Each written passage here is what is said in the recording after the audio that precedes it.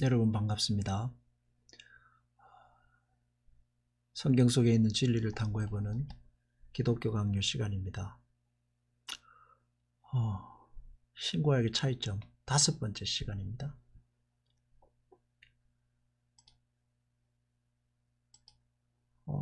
첫 번째는 구약은 영적 축복을 현세적 축복으로 표현했다.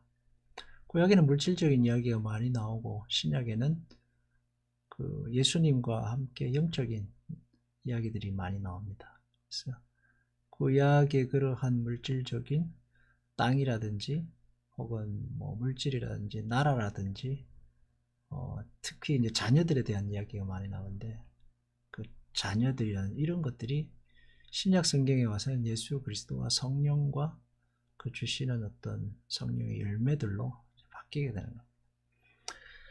둘째 차이점, 구약 시대는 형상과 의식, 제사제도를 의미합니다.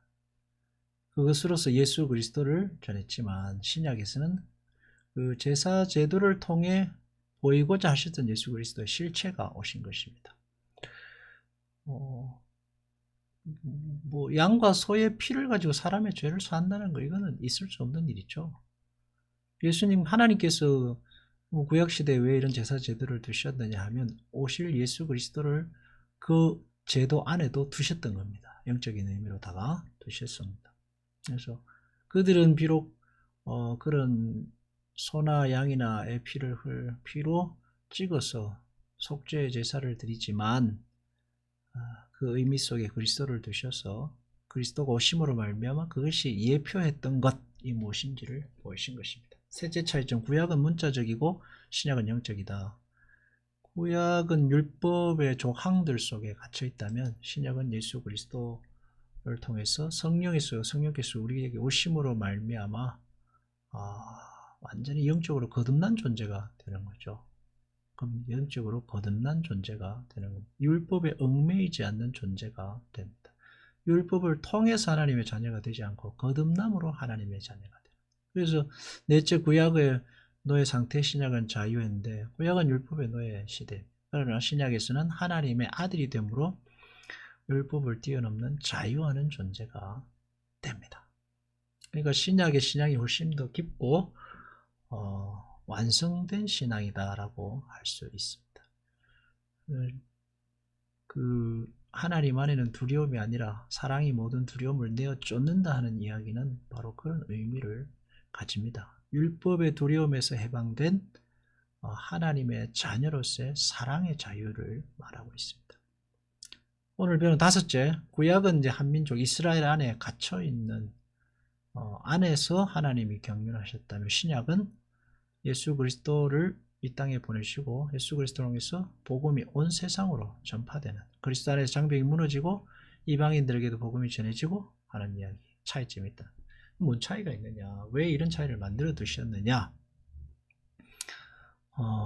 에 대해서 14항에 하나님, 모든 사람을 뜻대로 다루시는 하나님의 자유라고 하는 거야. 이게 정말 얼마나 멋있는 말인지 모릅니다. 신앙생활이라는 것은 하나님이 우리를 구원하셨다는 것 자체가 내 멋대로 살아가는 삶에서 하나님이 네 멋대로 살지 마라고 우리의 손목을 잡으시는 것이 구원입니다. 죽든지 살든지 내 맘대로 할래요 해서 아니야, 넌 네 마음대로 죽을 수도 없고 네 마음대로 살 수도 없는 내 거야 라고 하나님이 우리를 점 찍으시고 내 손목을 잡아서 하나님 앞에 끌어다 앉힌 것이 구원입니다. 중생입니다. 그러니까 예수님이 우리의 그 값을 치르셨다고 하시잖아요. 너희는 너희의 것이 아니요 나의 것이다. 하나님께서 우리에게 선포하십니다. 그러니까 신앙생활이 하나님의 것이기 때문에 하나님 뜻대로 하십니다. 결국은 우리가 세례를 받는 것도 그 고백하는 겁니다. 하나님, 저는 이제 하나님 것입니다 라고 하고 받는 게 세례인데, 대부분의 사람들은 이 세례의 의미를 다 까먹고 이제 하나님은 내 편이야 해서 하나님을 끌고 다니다가 하나님이 마음대로 안 따라오니까 하나님은 나빠라고 이제 울고불고 하는 거죠.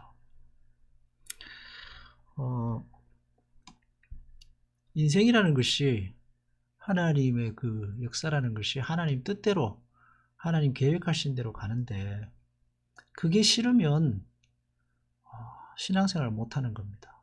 신약과 구약의 차이점? 하나님께서 이 세상을 이루시는 경륜하시는 구원의 방식입니다. 근데 하나님의 구원의 방식이 왜 구약은 이렇게 하고 신약은 이렇게 하냐? 나는 싫다. 이거는 그러면 하나님 신앙생활을 못하게 되는 거예요. 그래서 사람들이 만든 게 우상입니다. 이스라엘 백성이 우상 만들고 인간들도 우상을 만듭니다. 왜? 나는 하나님 방식 싫다는 거예요. 내 뜻대로 내 마음대로 할래 해서 어쩔 수 없는 거죠. 그래서 신앙이 성숙하다는 것은 하나님을 끌고 다니면서 하나님이 내 말 얼마나 잘 들었냐 이걸 자랑하는 게 아니고 반대입니다. 하나님이 나를 손목 잡으셔서 꿇어 앉히셔가지고 하나님이 이런저런 분이시고 나는 이런 존재다라는 걸 가르쳐서 내가 얼마나 하나님 앞에 무릎 꿇게 됐나 하는 걸 배우게 되면 그게 좋은 신앙입니다. 근데 대부분의 사람들은 뭐 거꾸로 가죠. 네. 여러분 어떻습니까? 한번 잘 생각해 보시기 바랍니다. 참고로 기독교 강요를 들으시는 여러분에게는 하나님의 은혜가 만배나 더하시기를 빕니다. 기독교 장로 재미없고 또 먹고 사는 일하고도 문제 별로 관련도 없는데 열심히 들으시는 여러분은 성숙한 신자고 진리에 관심이 많은 사람이고 그러니까 여러분에게 만배의 복을 빌어 드리겠습니다. 이거는 제 자유와 특권입니다. 네. 자, 11항 한민족에게 국한된 하나님 나라. 하나님이 모든 세계를 경륜하시면 특별히 하나님 되심을 이제 이스라엘 백성을 통해 오셨던 거죠. 구약 시대는 여호와의 분깃은 자기 백성 야곱이다. 이렇게 해서 이스라엘 백성에게 국한하시고 하나님이 이스라엘 백성에게 국한하시면 다른 족속들은 배제되는 거예요. 상관없는. 그래서 이스라엘 백성은 하랑하는 아들이었고 다른 민족은 남이 되는 거고 이스라엘 백성은 하나님의 보호와 인정 속에 있게 되는 거고 다른 민족은 암흑 속에 방치되는 겁니다. 그래서 이게 바로 구원이에요. 이거를 가리켜서 다윗은 여호와는 나의 목자신이라고 고백했던 것입니다. 그러니까 우리가 왜 하나님은 그 믿지 않는 자들은 지옥에 가게 하시는가 하는 문제도 그게 하나님께서 믿는 자들을 구원하시는 방법입니다. 하나님의 정의이고 하나님의 역사이고 하나님의 그 섭리입니다. 마찬가지로 구약과 신약의 차이점도 거기에서 온다고 하겠습니다. 이스라엘의 경계선, 이스라엘이라는 경계선이 있었는데 예수 그리스도를 통해서 담을 하셨고 평안을 전하셨고 둘로 하나를 만드셨죠. 유대인이나 헬라인이나 차별이 없게 하셨습니다. 그래서 신약에는 혈과 육의 차이가 없습니다. 예수 그리스도 안에서 신분의 고하, 나이, 모든 것이 다 무너지고 그리스도 안에서 하나님의 한 자녀, 백성이 되는 겁니다. 녹화를 지금 3번째 하고 있는데 힘이 자꾸 빠집니다, 목소리에. 자, 그러면 구약에는 예수 그리스도의 복음이 없냐? 구약에도 예수 그리스도의 복음이 있죠. 예수님은 삼위일체 하나님은 항상 계셨습니다. 태초부터 새말까지 계실 건데 하나님 세상을 창조하실 때도 주님께서 계셨고 아브라함 때도 계셨고 다윗 때도 있었고 바벨론 포로 때도 계셨고 주님은 항상 계십니다. 그러나 성육신 하셔서 예수 그리스도의 육을 입으신 모습으로는 안 계셨죠. 그래서 복음이 땅속에 가려진 씨앗과 같았다면 주님이 오신 신학시대는 드러나신 성육신하신 예수 그리스도로서 우리를 위해 죽으시고 우리 죄를 감당하시게 되는 그런 차이점이 있는 것입니다. 아직 때가 오지 않았기 때문에 이제 예수님도 하나님의 때를 쫓아 일하셨습니다. 그죠? 복음을 전하실 때도 이방인들이 오면은 적극적으로 이방인들에게 복음 전하지 않으셨습니다. 예수님이 로마에 가시고 뭐 아시아로 가시고 하시지 않잖아요. 이스라엘 백성들 안에 복음을 전하십니다. 왜? 아직 때가 이르지 않았기 때문입니다. 그래서 가나안 여인에게도 잃어버린 양 외에는 보냄을 받지 않았다. 또 수르보니게 아주 신랄하게 하시죠. 자녀에게 던질 것을 개에게 던지기 마땅치 않다. 막 이런 얘기 하시고 제자들에게도 이스라엘 집에 어린 양에게로 가라. 괜히 그 먼데 가지 마라. 이런 얘기 하시면서 하나님께서 정하신 때 예수님이 죽으시고 부활하셔서 사죄, 속죄, 인간의 죄를 속하시는 그때까지는 이렇게 하신 것입니다. 하나님께서 이렇게 하신 그 모든 것은 우리를 구원하시는 하나님의 그 넓고 큰 계획하심이고 우리의 유익을 위해서 하시는 것입니다. 그래서 하나님의 인간을 향한 내용은 변하지 않습니다. 사랑이죠. 하나님의 우리를 사랑하시면 변하지 않아요. 그리고 인간의 신앙의 내용도 바뀌지 않습니다. 하나님 사랑, 이웃 사랑. 그러나 형식이 이제 자꾸 바뀌는데 그것은 하나님의 경륜에 따라 경륜의 계획하십니다. 하나님께서 가장 최선의 방법으로 역사를 경륜하시고 우리에게 구원을 주시고 하나님의 나라를 완성해 하시는 방법입니다. 그러면은 하나님께서 구약시대는 율법으로 이스라엘을 통치하시다가 실패하셔서 예수님을 보내셨는가? 아닙니다. 아담이 죄를 지을 때부터 하나님께서는 예수 그리스도를 이 땅에 보내실 것을 계획하셨습니다. 계획하셨어요. 그것을 원시복음이라고 하는데 그 뱀과 그 여자의 후손과의 관계를 통해서 예수 그리스도를 보내실 것을 이미 다 하나님이 예지하신 것입니다. 자, 칼빈은 이제 이러한 변화들을 가장이 자녀를 가르치는 유아기 때와 영아기, 유년기, 청년기로 갈수록 가르치는 방법의 차이가 있다 하는 것인데 구약과 신약은 하나님이 계획하신 작정대로 이루신 결과인데 문제는 뭐냐 하면 그것을 받아들이지 못하는 유대인들과 우리 인간의 오만함입니다. 하나님의 역사의 경륜을 받아들이는 것이 신앙이고 믿음입니다.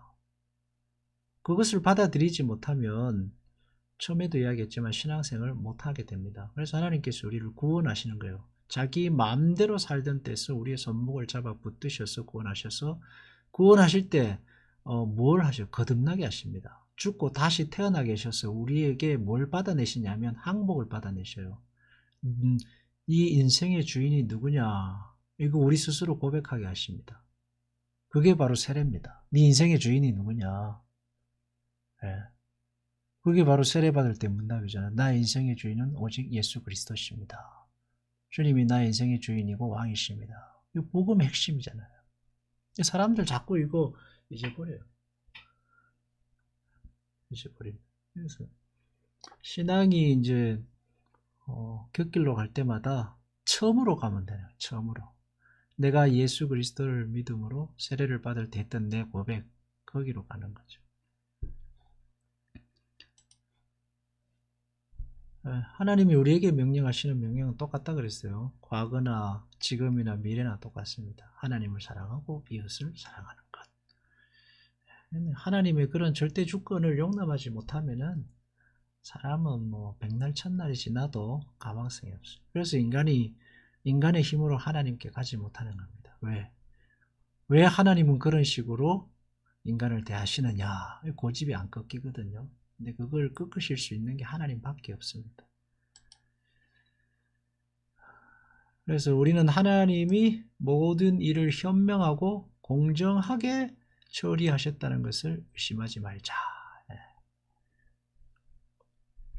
경건한 사람들은 모두 이렇게 믿어야 한다. 하나님이 믿음의 씨앗을 주신 사람들은 이제 그 길로 가게 되는 거고, 가는 과정에서 이제 끊임없는 그 자기와의 싸움이 계속해서 이어지죠. 그래서 신앙이라는 게 내 요구를 관찰해서 내 옳음을 증명하는 것이 아니라 반대로 하나님의 옳으셨다는 사실을 우리에게 하나님이 증명하시는 거예요. 그러기까지 자아가 죽고 고난의 훈련이 계속되죠.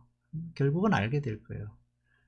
이 창문이 잘 열리다 닫히다 하지 않고 맷돌이 잘 돌아가지 않고 이렇게 되면 나중에 가서 이렇게 되면 이제 인간이 결국은 흙으로 돌아가는구나 하게 되면은 하나님 앞에 저절로 이제 무릎이 꿇려지게 되는 거죠. 그리고 아, 맞습니다. 하나님이 맞습니다. 신앙생활 잘하게 되는 거예요. 그래서 욥이 보여주는 게 바로 그것입니다. 욥이 하나님 왜 도대체 이러십니까? 지금은 우리 공부하는 내용과 연결시키면 하나님 왜 구약과 신약이 이렇게 다릅니까? 하다가 하나님이 욥에게 한 대, 꿀밥 한 대 주고 너 뭐 그렇게 니 그거 아냐? 왜 악어 아냐? 바다 아냐? 바람 아냐? 뭐 알아 니가 타조 알아? 뭐 이렇게 하시니까 욥이 하나님 저는 모릅니다. 하나님 저는 바보입니다. 하나님이십니다 하고 이제 굴복하게 되는 거죠. 저는 신앙은 이제 그런 신앙입니다. 하나님을 다 아는 것처럼 막 자기가 하나님을 제일 많이 아는 것처럼 막 떠드는 신앙은 재미없는 신앙입니다. 예, 재미없는 신앙.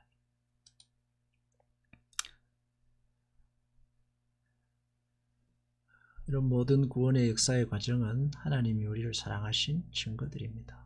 그래서 신자의 신앙은 하나님의 사랑에 굴복하는 과정이라고 할 수 있습니다. 기도하겠습니다. 하나님, 우리의 신앙이 뜻대로 되지 않는 것 하나님의 은혜입니다. 우리의 자아가 하나님께 굴복되고 하나님의 절대 주권이 우리를 통해 드러나서 하나님께 영광 돌리는 복된 신앙이 되게 하여 주시옵소서. 예수님 이름으로 기도합니다. 아멘.